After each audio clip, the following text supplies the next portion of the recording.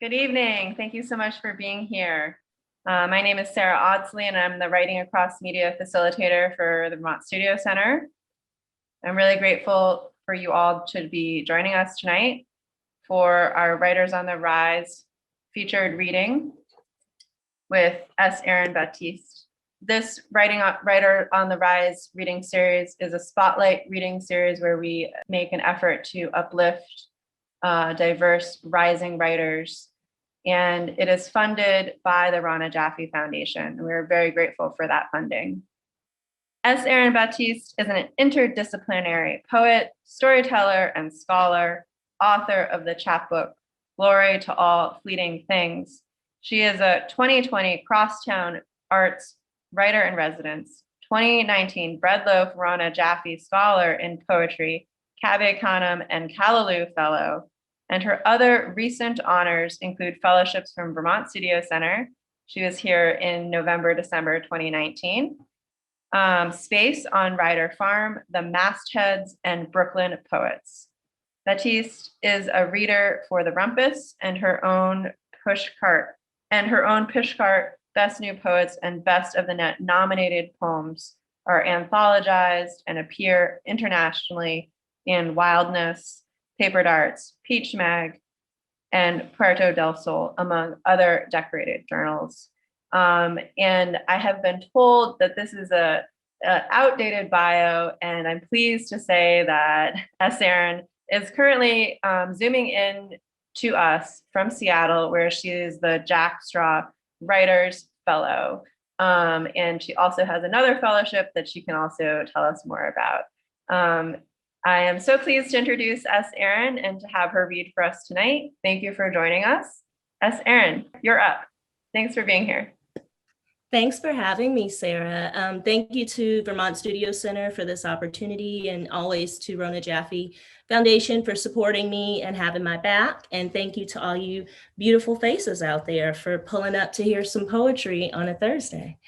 I am going to read a little from my chapbook, and then I have some new work for you all.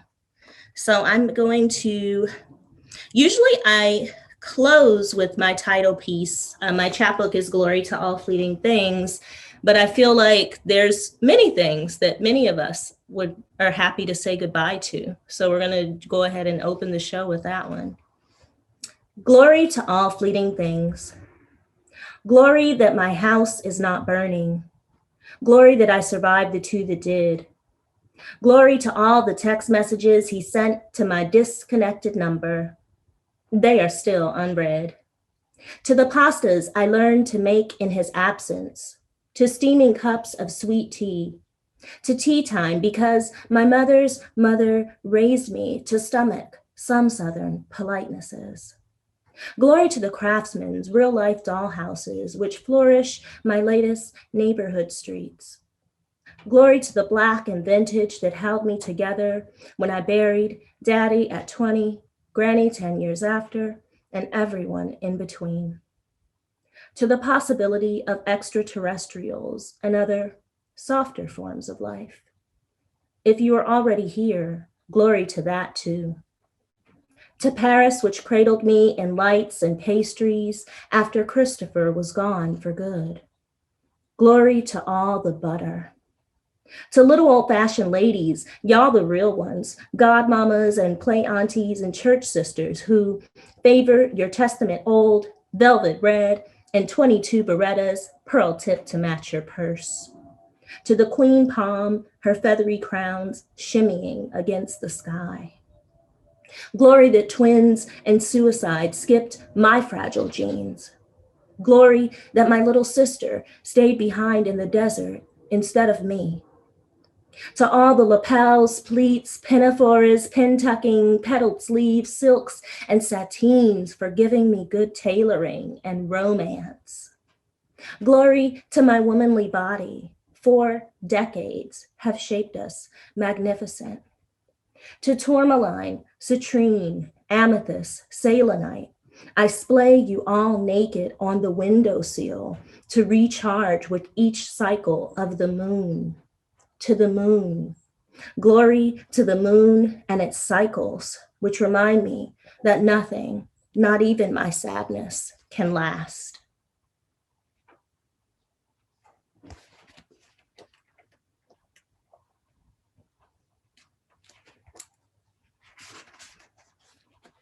The Yellow Jackets, after Natasha Trethewey. The Yellow Jackets have returned. Each morning since May, I've awakened to their black and neon limbs, building a nest. Stung by childhood memory, I set out to sabotage their attempts, use sticks, hoses, poisonous sprays, but my drugstore weapons are not enough to keep them from hovering above my awning at dawn. My landlord intervenes, says they have never been this persistent, insist my sweetness draws them here this season. I shake my head, knowing the wasp and I are a kind of honeyless colony. The oaks and palms grip Pasadena sidewalks, sluggish with the last of summer, when all traces of the muddy dens disappear. Their departure reminds me of my own parents, who spent a decade trying to make a family. How nothing stuck, the glassy condos that confettied the Pacific coastline, the Spanish duplexes in Los Angeles, Seattle, San Diego, Tucson, Tempe, Burlingame, the Spokane bungalow reduced to ash and snow. I picture the wasp sweeping sunrise in cursive. They treaded air for weeks, determined to shelter their young. My parents' failures took years, but they gave up and vanished too, leaving me to search for papery wings scattered in the Santa Ana winds, which simmer like an oven cradling dinner. Finally, call me home.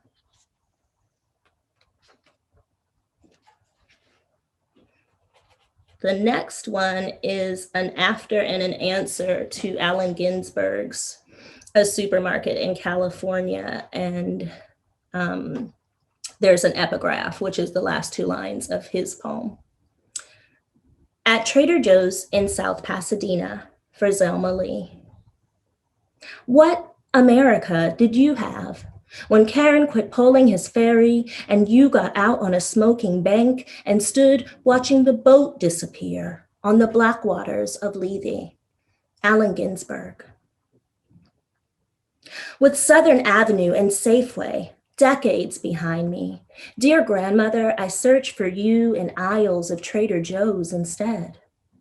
As I pause to savor Chipotle smoked salmon and sample a polite slice of plum, I swish the summery white around and wonder, would you scoff at their underseasoned handouts, too prideful to sip free offerings in communion cups? Would you ponder the entire countries pre-cooked and packaged into colorful plastics? With the bottled up beauty, curds and curry simmer sauces shimmering in mason jars perplex your syrupy Texas tongue? Would your Sunday dress you'd save for shopping shame you now, fail in the shadows of the thin, bleach-teethed blonde ladies clad in Lululemon athleisure, armed with affirmations and mantras of the day? Would you think them no different than the doctor's wife you'd cut down from a chandelier as a maid? This is what you learned white women to be. Free to string themselves from crystal nooses, whose paler lives the Golden Age deemed worthy of being served and saved in silence, while you prayed away hollers from U-turned pickup trucks each time your dusk bus was delayed. With the shoppers' faces mirror those rear views, make you hurried, worried, this is a sundown town too. At checkout, my cashier appraises me in smiles, approves my weekly organics, fair trade coffee, wine. Would you dreamed in all your colored days this sanguine white girl working for me instead now? Exiting, I glimpse your high cheekbone reflection, shining back in the sliding glass. And as I step outside to catch sunset, swear I hear humming. This little light of mine, let it shine, let it shine. Our silhouettes swallowed under a marmoladed sky.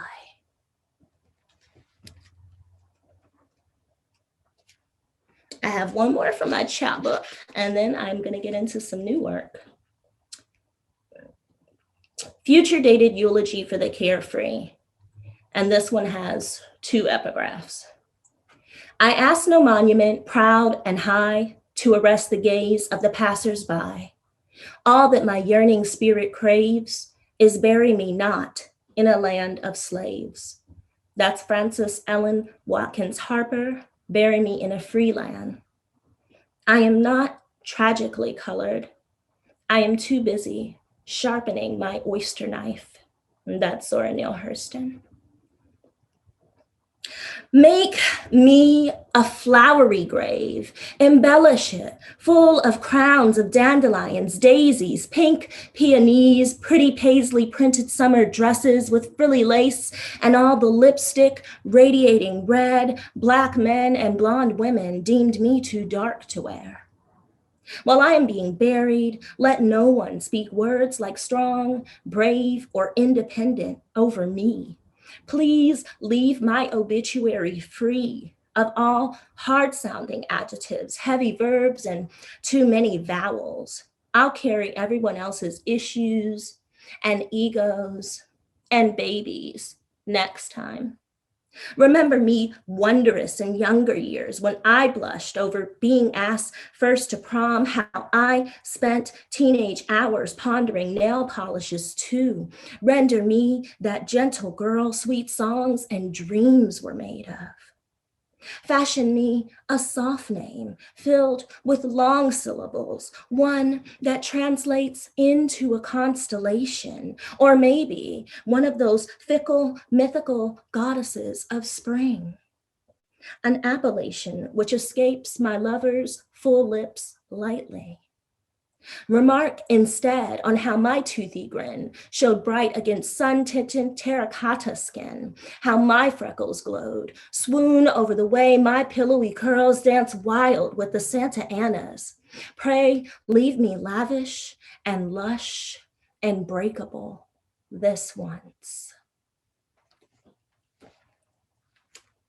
Thanks y'all for listening so far. I hope you're okay. You look okay in your little squares. All right, we're gonna get into some new shit. This is from a much longer piece that I started over the summer. It's after Anne Boyer and it's 15 parts. This is the 4th part, which was recently accepted for publication. So woohoo. As a Black woman not writing after Anne Boyer. As a Black woman, when I am not writing a memoir. I am not writing a memoir because memoirs are written by white women. I am not writing a memoir because memoirs are for white women who've overcome compelling odds and adolescent trauma. I am not writing a memoir because memoirs are written by white women on roads to redemption. I am not writing a memoir because memoirs are for discontented white women who lose themselves in domesticity and middle-class malaise, depression, vanilla grade anxiety disorder, opioid addictions, who then go on to nurse themselves gallivanting on new age destination vacations and big ticket bucket list luxury curated retreats funded by their 0% interest American Express credit cards, frequent flyer miles, and big advances on their future best-selling book to box office memoirs. I am not writing a memoir about the nuances of writing memoirs under crushing capitalism. I am not writing a memoir about my casual encounters with the kaleidoscope of mysterious, rugged, bearded men bearing bad tattoos and seductive accents during my far-flung adventures overseas. I am not writing a memoir about all the famous male poets who tried to fuck me. Most of them failed anyway. As a Black woman, when I am not writing a raw, tragic, but timely breakout debut with blurbs from tenured professors and award-winning authors. The memoir that I am not writing will not be lauded as a harrowing account, nor an unflinching, inspired, in-your-face, fierce and triumphant retelling, chock full of perfectly timed hilarity, wit, and sass. My fresh, unapologetic perspective will not expand my platform or connect my work with a wider readership. The provocative, page-turning memoir that I am not writing will not score Oprah's book club endorsement or receive any critically acclaimed reviews. I will not have a say-so, nod, nor final sign-off on casting the relatable but slightly more attractive actress who will land the starring role of the glossier, memoired me. I will not collect screenwriter credits, adaptation credits, producer credits, or director's credits, my name not etched in cursive, gracing the backside of a crew chair. I will not be permitted to visit the set, not provided a trailer adjacent to the cast, not allowed to hobnob and rub elbows while partaking in craft services, eating extravagant catering amongst the C-list supporting roles and starving extras. No one will indulge me in the memoir that I am not writing. I will not be flown out worldwide to appear at festival premieres, not greenlit to film feel-good morning segments on network talk shows. I will not dispense any positively charged soliloquies to in-studio audiences. No high vibrational, click-baitable sound bites like transparent acceptance and radical empathy shall escape elusively from my lips and perforate pre-recorded or live air. I will not be booked for TED Talks, commentaries, or keynotes, not guest featured with hot takes on wildly popular pop culture podcasts, not even given the opportunity to dole out cheeky contemporary experiences from my online column turned viral vlog. Not one soul will deep dive into the ethos, morning pages, writing practice, or craft for the memoir that I am not writing. As a Black woman, when I am not writing a memoir about the writing of memoirs and accessibility of who gets to write one and why not. I am not writing a memoir condemning exclusionary memoirs. I am not writing a memoir about my own lack of agency and overall representation in the memoir genre. I am not writing a scathing second memoir exposing the glaring disparities and dark sides of publishing and subsequent backlash and blacklisting from my first memoir that I am not writing. I am not an urgent and necessary voice who needs to be heard now more than ever. The memoir that I am not writing does not transcend anything. I am not writing about the time I took a 14-month, 13-country, 33-city extended trip back when I turned 30 and my job ended and my lease ended and my relationship ended and my grandma died and I almost died too from grief. So I sold everything I'd owned and bought plane tickets.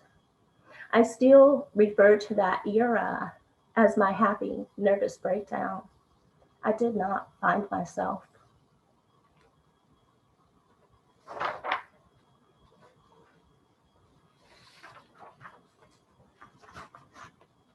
Another new one I'm going to dedicate to Katie Willingham, who may or may not be here. She's also a VSC alum, but we were not there at the same time together, but we've been doing prompts together. So we both have been writing our own versions of poems from co-prompts. It's been a fun experience. So one of the prompts was make a list of your flaws, but Katie said, what if we made a list of like all the bad comments we got from workshop?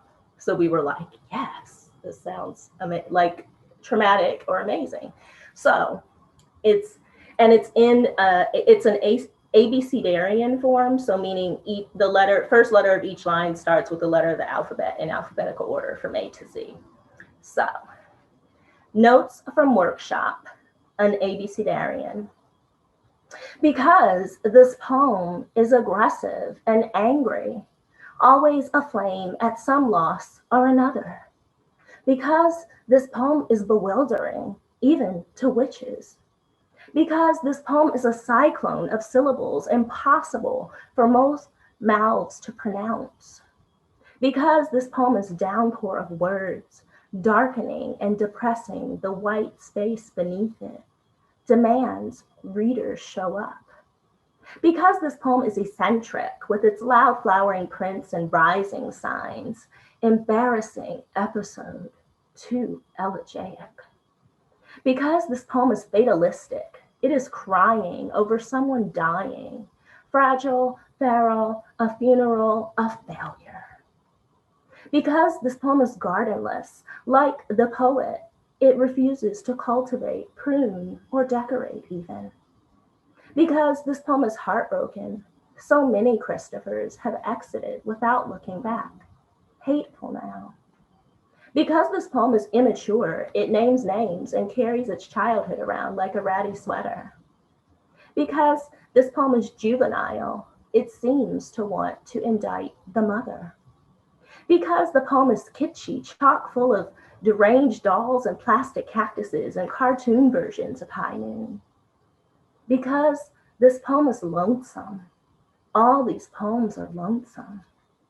Because the poem is melodramatic, it plays out and replays the most mundane everydayness.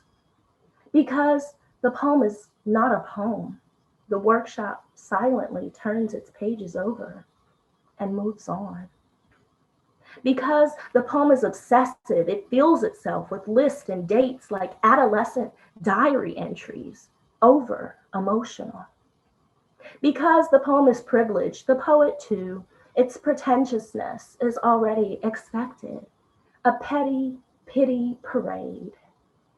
Because the poem is questionable, it assumes all manner of vulgar margins and quirky shapes.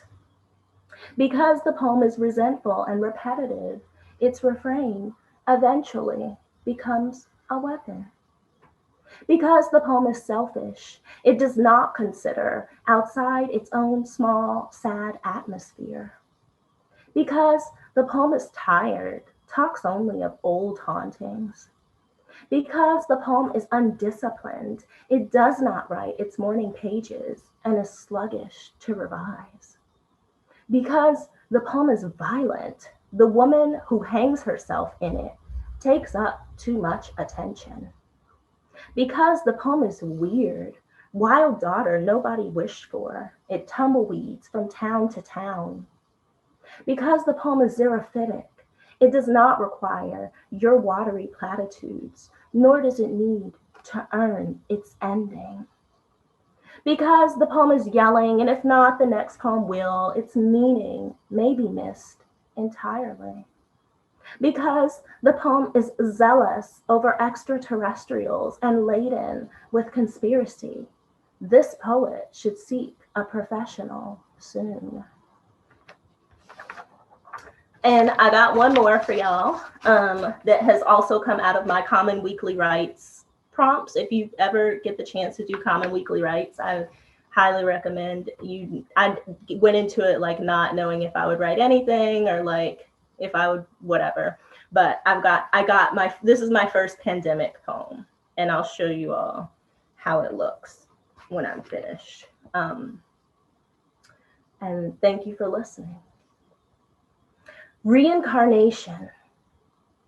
Before everything was swept into one relentless spring, dueling for rolls of bounty in big box aisles, fearing death, overhearing a parking lot sneeze, trembling over headlines, hospitalizations, surges in new cases, new deaths. There was this. We were careless in cafes and sidewalks and mourning, palms all gripping the same slick express train pillars, the other studying the greased pages of a used book. More than once, even I confessed to touching the lid of my lavender latte, unwashed fingertips, sweaty with the city and anticipation. So freely we gathered into bars, bookstores, and brunches just to listen to somebody else belt out all their private disappointment while we poured our work weeks over chocolate-flavored happy hour specials and sushi. We held each other's puffer coats and swampy scarves in bathroom lines, not pressed to distinguish if the stranger's face there beside us was flushed with fever or shyness. On good days, we locked eyes with every commuter that escalated opposite hours, and sometimes even bared our teeth into some half-hearted attempt at connection. There was connection.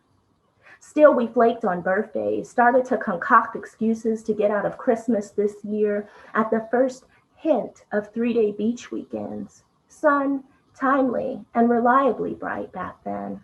Decades of we promise the next holiday lies, stretched like miles. How could we have known that history was upon us? That history is, as it was always, alive and ravenous and doggedly plotting itself out. That we would be the ones whatever ones came afterwards would read about, would sneer or recoil at our collective horrors and toilet paper hoards, at the puzzling ways we'd made the plague fashion, wrung our sanitized hands awash in worry at the news and news of news. How frail our loneliness. We hesitated, cautiously, 6 feet apart, no longer staring into nor desiring eyes of other covered faces. How we would long for salty potato salad and polite weather talk and window shopping and wandering at festivals seeking solstice oils and geode pendants, declared non-essential now. How before we'd spend every 5-day cycle yearning to be returned to our small worlds and cramped apartments until we became reduced to them. Until all we had left was our shared universes online, one-dimensional as far as we could tell, where we crowd together, reincarnated here into brilliant millions of tiny pixelated frames. Thank you. This is how it looks. It's in Zoom squares, like y'all.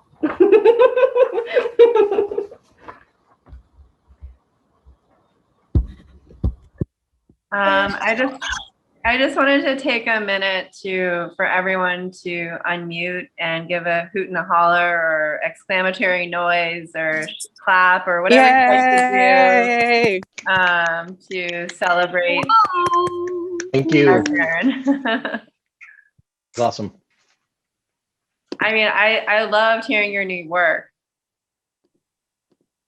Yeah. So at this time, as Erin's like really here to answer any questions you might have, you can drop them into the chat and yeah. And if you don't have any questions, I'll come up.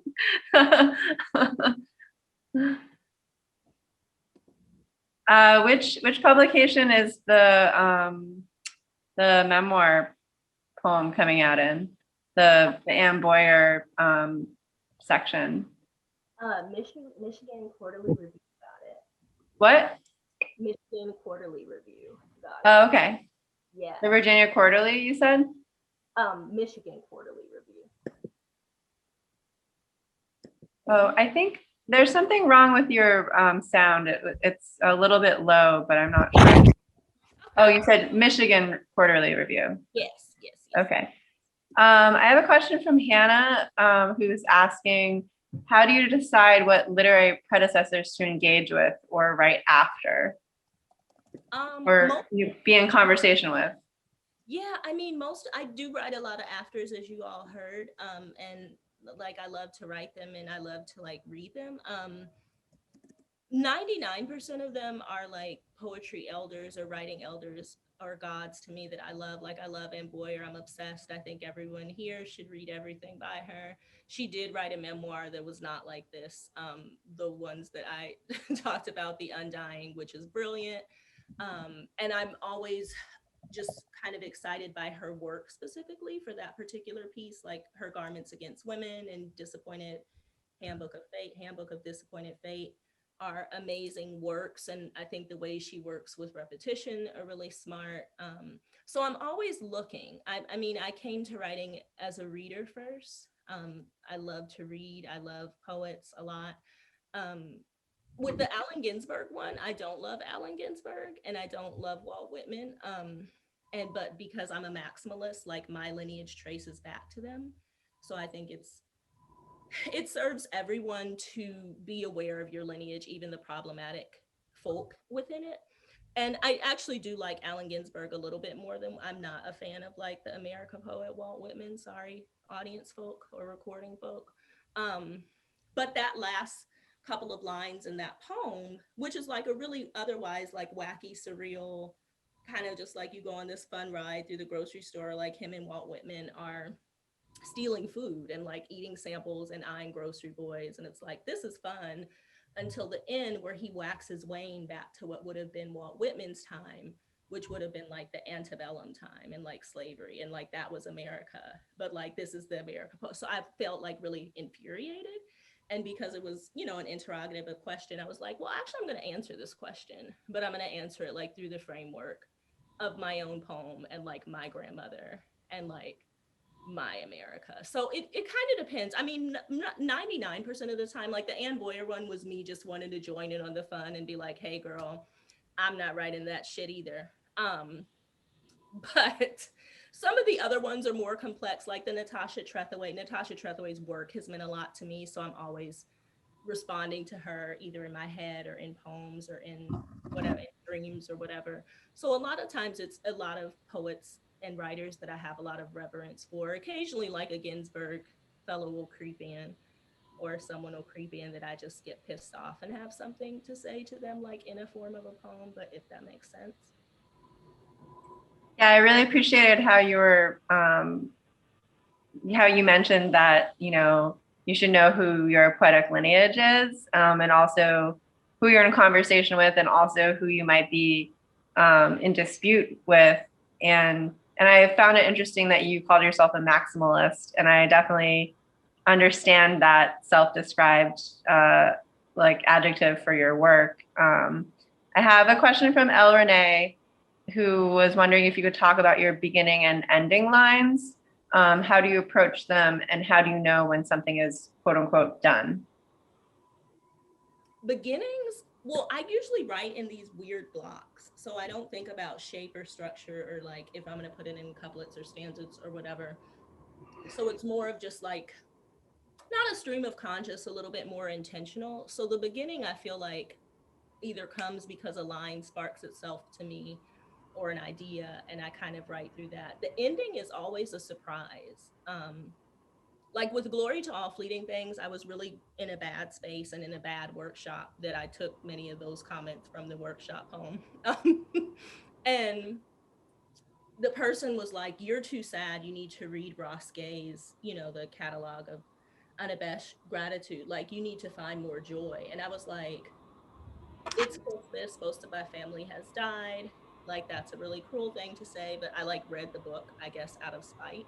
And then I was like, oh, this is like one of the most deeply saddest books I've ever read. Thanks. That's what I wanted. That's what I needed. And so when I wrote the Glory poem, title poem, I was thinking about like that whole collection, because it's just like the speakers and the poet is just literally trying to stay alive in like writing this work and trying to find like wonder and like reasons to continue on. And so I just started it as a list.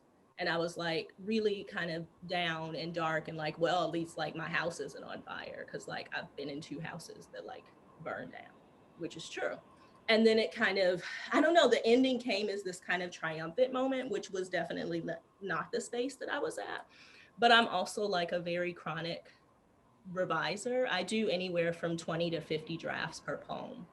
And it typically takes me anywhere from 3 to 6 months, just like really rigorously working on a poem, not necessarily every day, but really going in on it and making sure I'm pressing down on the language. So sometimes the endings will shift or change within the revision space. But I feel like, I mean, a lot of the juicy goosey is like in the first draft, and it's just a matter of like refining that and getting down to like word tax and then putting it into a form or a shape and that kind of thing. So I don't really have like a formula or an exact, like, this is how I know it's done. It just feels done. And I usually, if I haven't revised it in a couple of weeks, because I'll change a word or put a comma or put a line break or like put it back in a block or take it out. But once I haven't touched it for a couple of weeks, I kind of feel like the poems the poems do what they want to do. They tell me when they're done. I have another question. When you write poetry, do you seek to deconstruct social biases? Are you conscious of social politics? Do you wield poetry as both an art and a social political engaging tool? Yeah, for sure. I mean, I think we live like in a really wild, I especially live in a really wild space, like as a Black woman, but like with also like European heritage and like a lot of complicated family dynamics and history and stuff. So I'm always aware of like all of the social constructs as like a straight, cis, femme, Black woman who's an artist in the world, like all of the different ways that I'm taking up space and the threats that that poses to people who have historically taken up those spaces. Like I have largely been raised and was schooled with white middle-class people who felt like I was taking things from them, from being the pretty girl or from being a poet or from being an artist. And so I feel like a lot of those, my own social constructs are in direct opposition or threat, not by any intention to other people. So I'm always having like weird experiences, like while I'm at Trader Joe's, I'm having a woman like hit me with her cart 3 times or just like strange things that I know where it's coming from, even if the other person doesn't, because I had to kind of reckon with that. My father was white passing, and I had to reckon with a lot of social constructs and class constructs that I think are really interesting as well and complex, and who gets to take up space, like in the Anne Boyer poem, like who gets to write that memoir that gets a $600,000 advance, and who gets to, even Anne Boyer, who wrote a memoir that was not glamorous and not about going to Italy and eating a gelato, but was about like the failure of the healthcare system and almost dying of cancer. So I'm definitely always interrogating class. I'm always interrogating even my own privilege as a middle class Black woman with some mixed lineage, and the ways that I'm able to operate that are different from even another Black woman who might be the same age, but from a different city or a different family makeup. And so I'm always trying to deconstruct that and trying to show the ways in which all of our identities bump up against each other. Whether it's social class, race, gender, sexual, like all of the umbrella, all of it is made up, but we have to function, as people within these squares within the world. Yeah, thanks so much for navigating that question so well. And I think that recognizing that we exist in a world of social constructs, also where systemic racism is institutionalized, is something to recognize, and also how that affects the way our art making is viewed from externally. So, as a maker or a writer or a creative person, I feel like, we have to consider our own for ourselves first, and then when do you consider the reader?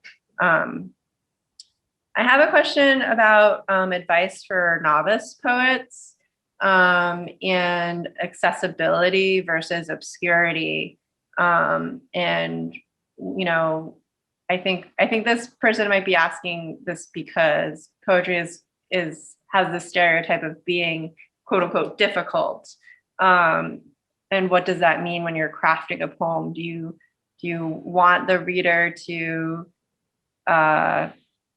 feel like it's quote unquote easy or accessible, or do you tend towards difficulty or obscurity in crafting a poem? I mean, I think that there's different styles. I think the 400-year tradition has been of the Walt Whitman and Shakespeare and like writing these dense sonnets and like dense lyric kind of things that people were not supposed to understand. I mean, for a long time, like poets and priests were like the only people who were literate at all for a couple hundred years. So I feel like that was the tradition, and like that's still the Academy standard, because those are the people who are still largely in the spaces that define what is good poetry and who gets things. I think that's changing. I think there's still 100 years plus work to do. I'm a very, like, based on my style, obviously I'm a confessional poet, I'm a narrative poet, and my poems are pretty technical. I mean, Sarah, you spent some time with my chapbook, but I don't think someone should have to have an MFA to take something from my poem. If they see all the little technical devices that are in it, beautiful, great. I put that in there for us nerds, the 20 of us that do want to enter into a text in that way. But I think anyone should be able, for my work, not speaking for the Academy in general or 400 years, but I want every person to be able to take something. My grandmother would probably hear the Trader Joe's poem and be like, I can't believe you like wrote that story down. But like she would, she's transitioned on, but she would get it. And she wouldn't need to know like the after to Allen Ginsberg and, the epigraph and the whole story, but she would understand like, oh, this woman went to a grocery store and like, this is kind of the vein of what happened. So I think my advice to like novice poets or people who want to enter into poetry would be to look at within some of the margins of the Academy. So I would not recommend starting like with Whitman. I mean, if you want to do that as an exercise, once you're more established, like in your voice and your practice, and you want to look at lineage and that kind of thing.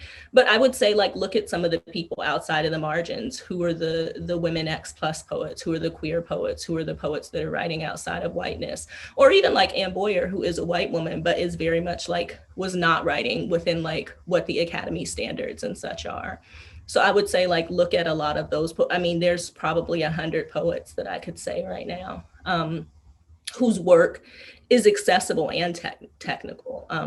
One of my fellowships that I was awarded, I get to work with Layli Long Soldier as my mentor, and her Whereas book is brilliant on so many levels. Like you can read those poems never having read poetry and take something away.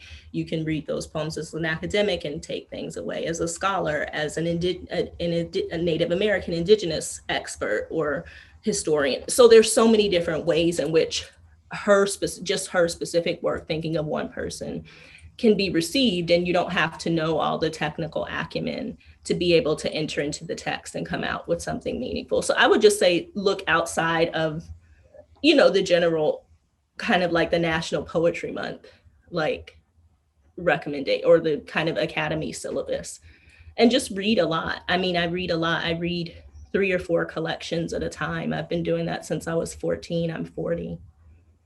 I read for a journal. I read, just my friends. I support many of my friends are here, and amazing poets and writers and people.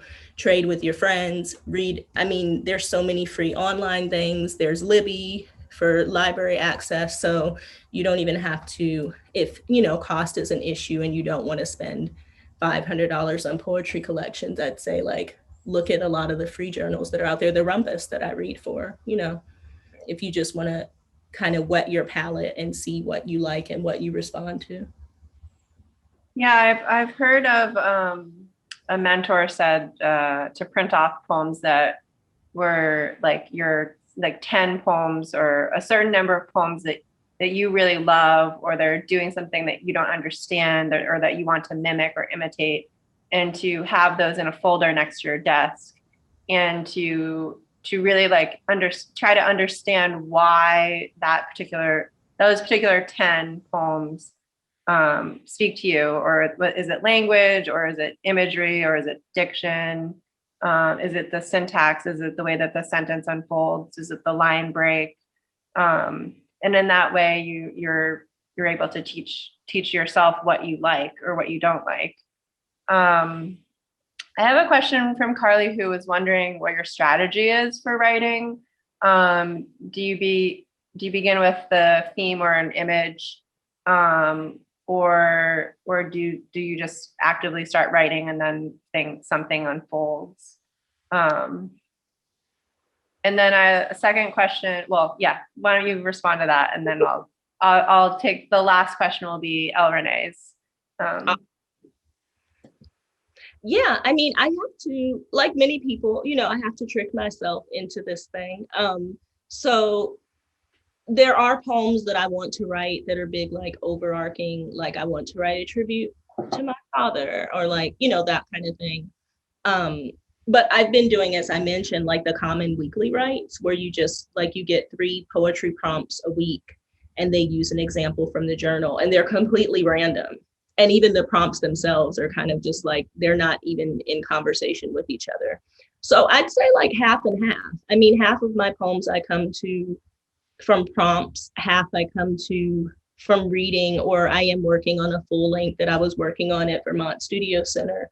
So there's certain poems that I want in there, but I still haven't written the piece, but I know like I want a poem that deals with like this particular thing that happened in the right. family. And sometimes you might not be ready to necessarily write that poem yet, or like I feel like that too. Like I have this idea of like, I know that this particular poem needs to go in the manuscript, but I don't know like what form or structure or like how it needs to be shaped. But I know that there's a poem that will contain this particular thing. I have a question, which I think is a really great question, from the last question I'll take from the chat, is how do you take care of yourself while you are writing about tender, complicated topics like family, grief, and race? I have a therapist. I recommend it to anyone that it's accessible to you, especially people of color, especially right now, but really any person that's like living through whatever this is that we're living through, especially here in the States. So I go to therapy twice a week. I have a great group that I go to for a specific thing every Sunday. And I have a Wednesday evening with a therapist. Just on a personal level, I do kind of like little treats for myself. So if I know I'm going to have like 3 hours, for example, to sit down and write on a Saturday, I might take a bath afterwards, or I'm from the days of like when people used to burn CDs. So now I make my Spotify playlist, but I'm still like, I'm going to burn my music, but I'm just the Spotify playlist. And so like music, especially like upbeat music is going to bring you out of like whatever tunnel, because you can get into a dark rabbit hole, especially when you're writing confessional or dealing with work that's really close to like life, and it can get a little blurry depending on where you're at in the work. So I always leave myself an out, even if it's just like, I know I'm going to talk to Hannah after and like call her on Zoom or the phone or something, or Stacy. And so I always have like something. And it doesn't even have to be like another person. It can be like literally, I'm going to take a bath after this. I'm a bath person. I spend a lot of time like thinking, reading, revising in the bath, or just something small for yourself. It can be something like, I like dark chocolate. So I'll have like, 3 little bars of chocolate after a writing session or something. And then I'm a little bit witchy. I burn tons of sage and Palo Santo. I have crystals. I have many different things that kind of are tactile. Like I can hold my crystal, or I can put crystals on my person and kind of like get the writing demons away. So you mentioned that you're working on your full length, and I'm wondering where you are in that process. And because I'm excited to read it, and yeah, I'm just wondering if you wanted to talk about that or any other projects or writing you might be working on. Yeah, I was writing. I have a full length collection, Hoard, that I'm writing on, that I've been working on for a couple of years now. I feel like it's another year out, depending on where we are. I thought last year, of course, as many of us are like 2020, new vision. And then it was like pandemic and like country meltdown. So it changed the scope of my writing and like my life, and like even thinking about, I've lost a lot of my family has perished, but I thought like even thinking about like what the situation would have been for some of them in the pandemic. So I think the manuscript or some of the poems are shifting based on this very strange experiment that we're still in the middle of, I feel like, unfortunately. But it is very much underway. I have about a third of it completed. And then I did a full blueprint when I was at Vermont Studio Center. I did this whole blueprint of like all the dream poems, and I know it's going to be 3 parts, and these are the poems that, because conceptually I want in each part. So I'm actually leaving for a 6-week residency up in Michigan in a couple of weeks. So I hope to get a lot of it underway. I'm going to take off a little bit of time from my day job and write poems in the woods and be weird. So hopefully by the end of the year, at least for the first draft, and then I'm going to trade. I have a couple of friends that are also working on full length. So hopefully we can all trade and see what's working and what's not. But I'm still very much in a generative process in the manuscript. There's a lot left to be written. Do you feel any pressure to like publish right like sooner rather than later? Or it seems like you're pretty, to me it seems like you're pretty relaxed and you're really taking the time to make sure you have to do the work, and it sounds like you've already have a vision for the sequence. Yeah. So anyway, do you feel any pressure to publish like next year?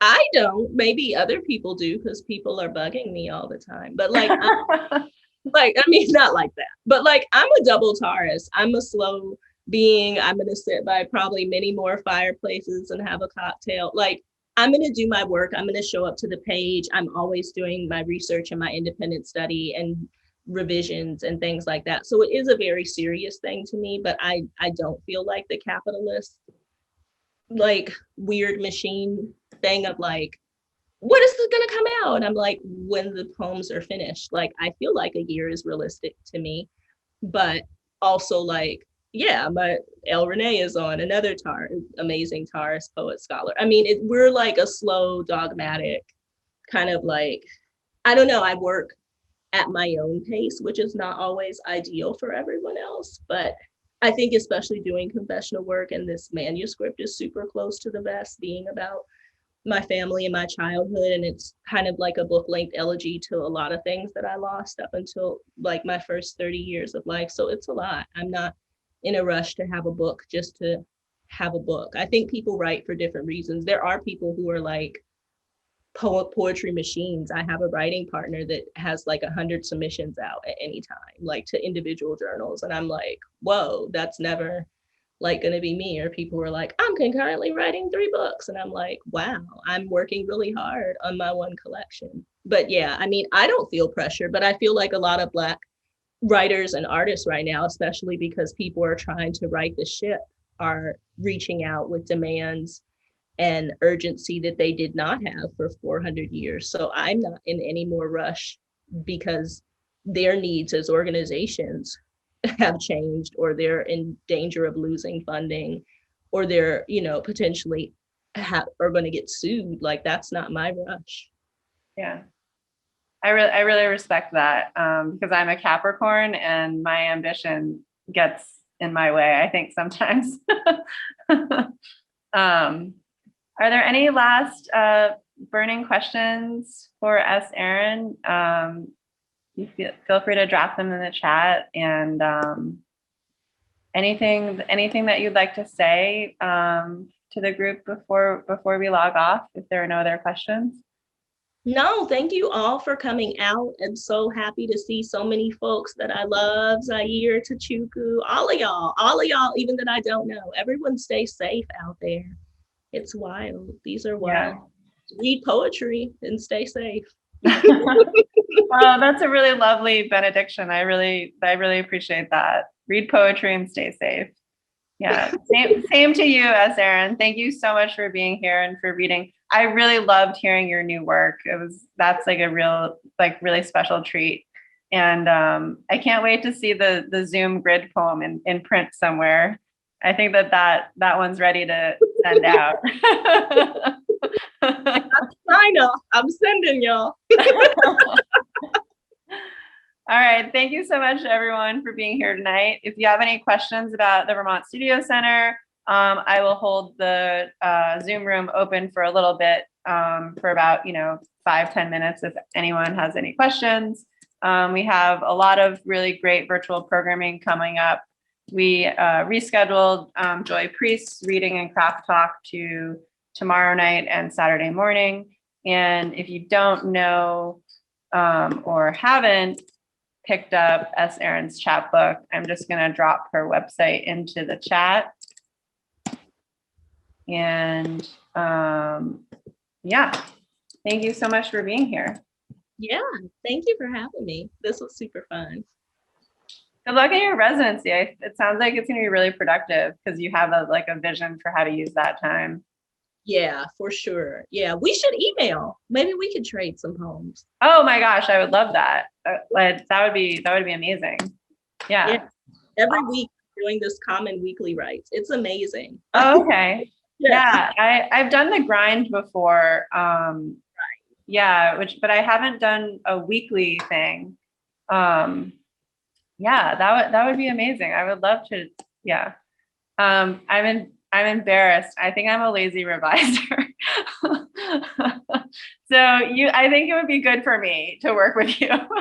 Yes, we get like 20, 25 is my sweet spot, but I've gone as high as like upper 40s. I haven't made 50 yet, but yeah. Cool. All right. Well, goodbye, lovely folk. Thank you for coming. And I'm a sign off, Sarah. Okay. Thanks, Erin. Thank you. Bye.